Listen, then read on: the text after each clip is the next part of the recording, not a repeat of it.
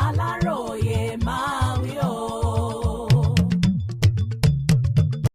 Ọwọ́ agbófinró tẹ àwọn afurasí 13 lórí rògbòdìyàn òṣèlú tó wáyé ní-Dànrè. Àwọn afurasí 13 ni wọ́n ti wà látìmọ́lé àwọn ọlọ́pàá lórí rògbòdìyàn tó ṣúyọ lásìkò tí wọ́n ń ṣètò ìdìbò wọ́ọ̀dù lẹ́gbẹ́ òṣèlú All Progressives Congress nílùú Ìdànrè, ìyẹn lọ́jọ́rùú Wednesday, ọjọ́ 18 oṣù kejì ọdún 2026 yìí. Nínú àlàyé tí alukoro iléeṣẹ́ ọlọ́pàá ìpínlẹ̀ Ondo, Àbáyọ̀mí Jímọ̀ ṣe nínú àtẹ̀jáde tó fi síta láti fìdí ìṣẹ̀lẹ̀ yìí múlẹ̀, ó ní àwọn gbàgbọ́ pé gbogbo àwọn tọ́wọ́ tẹ̀ náà ni wọ́n lọ́wọ́ nínú wàhálà tó wáyé ọ̀hún lọ́nà kan tàbí òmíì.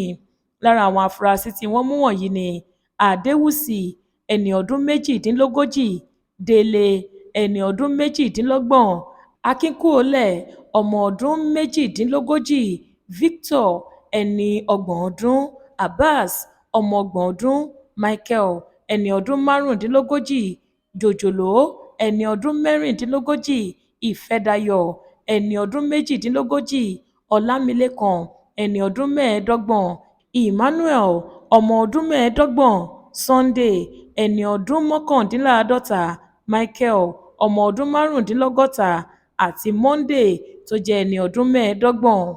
Alukoro ní gbogbo àwọn tọ́wọ́ tẹ̀ yìí ni wọ́n ṣì wà lọ́dọ̀ àwọn tí àwọn ń fọ̀rọ̀ wá wọn lẹ́nu wò lọ́wọ́. Àbáyọ̀mí ní olúkúlùkù wọn ni wọ́n ti ń kà bòròbòrò tí wọ́n sì ń sọ ipa tí wọ́n kó lásìkò rògbòdìyàn tó wáyé ọ̀hún, nínú èyí tí wọ́n ti rán èèyàn 2 sọ́run ọ̀sán gangan tí ẹni 3 sì fara gbọta, yàtọ̀ sí ọ̀pọ̀lọpọ̀ dúkìá tí wọ́n tún bàjẹ́. Agbẹnusọ àwọn ẹ̀ṣọ́ aláàbò yìí ní ìwádìí àwọn ṣì ń tẹ̀síwájú láti rí òkodoro ohun tó ṣokùnfà ìjà òṣèlú tó bẹ́ sílẹ̀ náà. Ó ní àwọn ń ṣiṣẹ́ takuntakun lọ́wọ́ láti ṣàwárí gbogbo àwọn tí wọ́n lọ́wọ́ nínú rẹ̀ àti ipa tí ẹnìkọ̀ọ̀kan wọn kó. Bẹ́ẹ̀ ló fi kún wípé àṣẹ tí ọ̀gá àwọn tó jẹ́ kọmíṣánná ọlọ́pàá nípínlẹ̀ Ondo, Adébọ̀wálé Lawal, pa fáwọn ni láti rí i dájú wípé ọwọ́ tẹ gbogbo àwọn tí wọ́n kópa nínú rògbòdìyàn náà kí wọ́n sì jìyà tó tọ́ lábẹ́ òfin. Àbáyọ̀mí wá pàrọwà fáwọn èèyàn ìlú Ìdànrè àtàwọn olùgbé ìpínlẹ̀ Ondo láti gba àlàáfíà láàyè kí wọ́n sì máa bá iṣẹ́ òòjọ́ wọn lọ.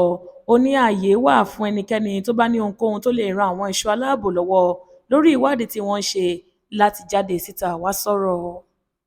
Olúṣèyẹ Ìyíáde ló ṣe àkójọpọ̀ ìròyìn yìí fún ìkànnì Aláròyé Online TV.